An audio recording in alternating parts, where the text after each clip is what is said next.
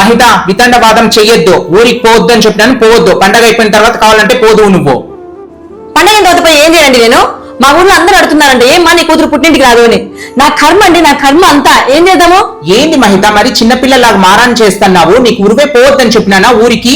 ఈ మిల్లు వ్యవహారం అయిపోయిన తర్వాత పోదువులే.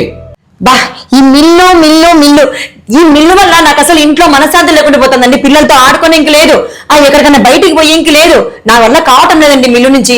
నేను రాజాకి అప్పచెప్తాను మిల్లు, మీరు ఏమన్నా చేసుకోండి, మీ ఇద్దరు ఏమన్నా చేసుకోండి. మరి నేను ఎందుకు కష్టపడాలండి? అన్నదమ్ములు మీ ఇద్దరు ఉన్నారు కదా, అన్ని బాధ్యతలు నా నెత్తి మీద వేస్తారు మీరు. ఏంది మహిత అట్లా మాట్లాడుతున్నావు నువ్వు? నా చేత కాక నీకు మిల్లు అప్పచెప్పినట్లు మాట్లాడుతున్నావే నువ్వు.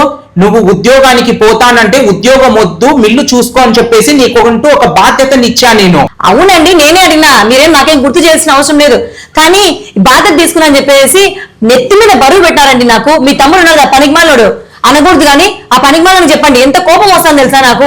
కనీసం పుట్టింటి భయం లేకుండా ఏందండి నా బతుకు.